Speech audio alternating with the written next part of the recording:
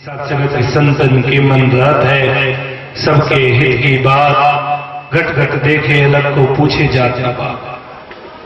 कि संत जो होते हैं परमार्थी होते हैं, भला चाहते हैं और वो चाहते हैं सत्संग के, जिसके लिए परमपिता परमात्मा ने हमें भेजा, जिसके लिए परमपिता परमात्मा ने मौका दिया, गोल्डन चांस दिया इंसानी जन्म,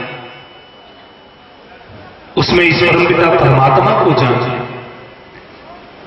इसलिए ऐसे समागमों का आयोजन करते हैं, इसलिए ऐसे महात्मा का इकट्ठा होना होता है।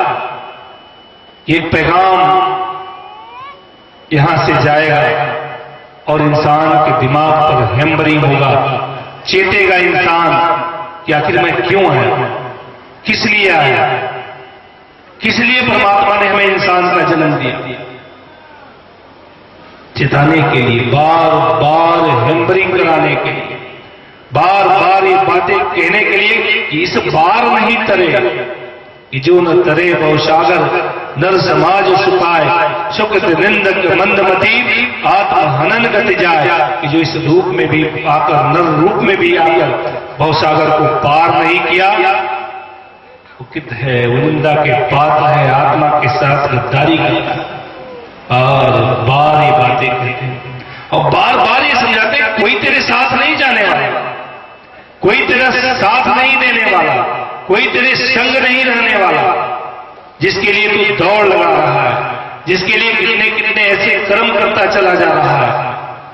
अवतार वाणी में हम पढ़ते हैं, रे न तेरा इस दुनिया में कोई न संगी साथी है, संग न तेरे कोई जाए, जान अकेली जाती है, रहेगी रोती जननी तेरी, रहेंगे रोते भाई भी, शीश पकड़ कर तिरिया रोए, देती रहे दुहाई भी, अंत में तेरे कर्मों को ही संग में तेरे जाना है, के अवतार बिना हर जाने झूठा ताना माना है। बिना परमात्मा को जाने व्यर्थ है, व्यर्थ में दौड़ लगा रहे हो, व्यर्थ में भाग रहे हो। ये धन दौलतें ताकतें, जिसके लिए साथ संगत कितने कितने रुतबे की बात की गई, कि कुछ भी काम नहीं आना। रावण का जिक्र होता है, कम नहीं था रुतबा उसके पास, धन की कमी नहीं थी उसके पास, विद्वता की कमी नहीं थी उसके पास, पूजा पाठ भी कम नहीं करता था साथ संगत जी। लेकिन क्या नतीजा हुआ, हम बेचारे, हम कहां खड़े हैं, हम क्या जवाब देंगे, हम जाएंगे तो क्या जवाब देंगे। इसीलिए महात्मा कहते हैं कि अब तो जवाब देने लायक बन जाओ, जिसके लिए आए वो काम करो, परमात्मा को जानो। अब जब परमात्मा को जान जाओगे तो जहां यहां मुक्ति मोक्ष की बात कही जा रही है, वो कहीं न कहीं सुलभ होगा। और बड़े क्लियर शब्दों में साथ संगत महात्माओं ने लिखा है, निरंकारी मिशन की लाइनें नहीं है कि गुरु बिन भवने करे न कोई, जो बिरंज संकर सम होई, कि बिना गुरु के भवसागर को पार नहीं कर सकते, बेशक शंकर जी के समान क्यों न हो जाओ, नहीं पार कर सकते। रुतबा किस तरह से बताया गया, उस लेवल पर भी पहुंच गए, उतनी ऊंचाइयां भी तेरी हो गई, फिर भी जीवन में गुरु नहीं आया तो भवसागर को पार नहीं कर सकते। तो बड़े साथ संगत तरीके से लोग कह देते हैं, गुरु तो मैंने किया है, मैंने तो कंठी ली है, मैंने तो माला लिया है, मेरे गुरु ने तो ऐसा बताया है मन। लेकिन जब गुरु धरती पर आता है साथ संगत, वो किसी कर्मकांडों से नहीं जोड़ता, कोई माला नहीं देता, कोई मंत्र नहीं देता, कोई साथ संगत बंधनों में नहीं बांधता। अक्सर महात्मा कहते हैं कि बंधन तोड़ मिलावे राम, इस सारे बंधनों को तोड़कर राम से मिला देता है, जो राम सर्वव्यापक राम है, जो साहे रस से नजदीक है, जिसको खाली दिल खाली नहीं श्री धर्म की ठौर कहा गया, जो हर वक्त हमारे सामने मौजूद है, ऐसे परमात्मा की जानकारी करा देता है। और वो हर वक्त साथ है, जब जब कहते हैं ना, जब जब हो धर्म की हानि, बारे असुर महावीर महाभिमानी तम तम राम मनुतंत्र रही भक्त हेतु लीला वो करें। जब जब धर्म की हानि होगी, मानवता रहेगी, तो मानवता का मसीहा इस धरती पर विराजमान होगा मानवता को कायम करने के लिए। तो विचार करें, क्या इस धर्म की हानि नहीं हो रही? क्या मानवता नहीं करा रही? कहां कोई एक दूसरे को बर्दाश्त करना चाहता है? इंसान की हालत इतनी गिर गई है। बाबा जी विचारों में कहा करते थे साथ, सपेरे ने सांप को ये कहते हुए कैद कर लिया, इंसान को डसने के लिए इंसान ही काफी थी। इतनी इंसानियत गिर गई। इंसान को डस रहा है, सांप कोने में खड़ा होकर हंस रहा है कि मेरा काम तो इंसान ही करता जा रहा है। गिर गई इंसानियत। तमाम साथ संगत उदाहरण, सत्य घटनाएं महात्मा रखते हैं साथ संगत जीवन कि किस तरह इंसान। एक को दास कई बार रखा है। एक बार भुज में भूकंप आया, एक बहन दब गई और वो चिल्ला रही है, बचाओ बचाओ बचाओ। एक व्यक्ति जाता है, देखता है कि उसका हाथ बाहर निकला हुआ और हाथ में सोने का कंगन चमक रहा है। साथ संगत वो व्यक्ति उस बहन को नहीं बचाता, उसके हाथ में से कंगन को खींचता है, नहीं निकलता हाथ को काट देता है। साथ संगत जी, क्या धर्म की हानि नहीं? कई बार आप देखते होंगे साथ संगत, कई चौराहे पर छात्रदास के एक चौराहा था, अभी वो ब्रिज बन गया, अक्सर साथ संगत वहां एक्सीडेंट हो जाया करते थे।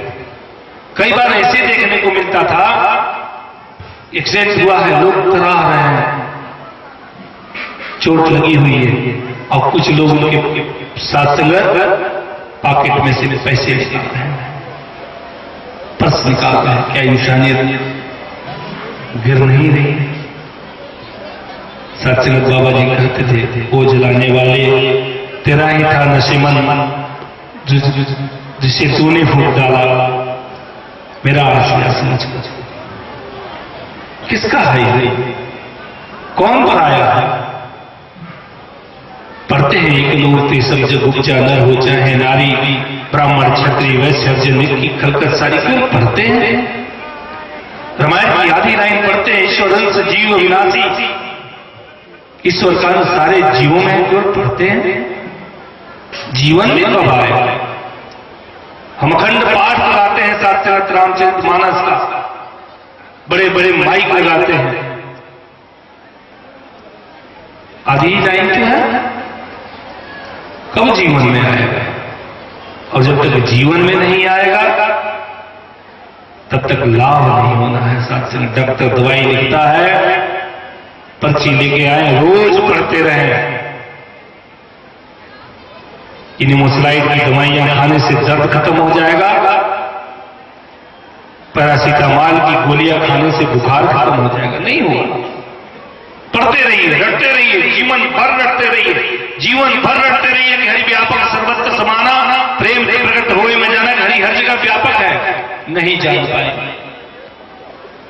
रटते रहिए, इधाओ आप तंत्रम व्याप्तम, तो के धरती और आकाश के बीच में तुम ही व्यापक हो। जमी जमा के बीच में अखंड एक ज्योत है, न घाट है न वाट है, न वाट घाट होत है। पढ़ते रहिए, नहीं पता चलेगा साथ जगह जब तक जीवन में गुरु नहीं आएगा। गुरु आता है, चैलेंज के साथ करता है, याओ ये देखो तेरे सामने खड़ा है, ऑपरेशन कर देता है। जैसे तुलसी बाबा ने लिखा ना कि है रे देखत नहीं जिंदगी कैसी जिंद, तुलसी संसार को भयो मोतिया बिन। तो ऑपरेशन कर देता है गुरु, बता रहा देख तेरे सामने खड़ा है ये परमात्मा। तो जानने के लिए गुरु के पास तो आना पड़ेगा। दास कई बार उदाहरण दिया है। एक व्यक्ति था, किसी ने कहा भाई मार्केट में बड़ा सुंदर किताब आई है, किताब को पढ़ने से जीवन की दशा बदलती है। वो जाता है, लंबी लाइन लगाता है, घंटों लाइन लगाने के बाद उसका जब नंबर आता है, दुकानदार कहता मैं नहीं बेचूंगी। कहता है क्यों भाई, क्यों नहीं बेचूंगी? कहता एक ही तो बची है, अब मैं बेच दूंगा तो मेरे जीवन की दशा कैसे बदलेगी?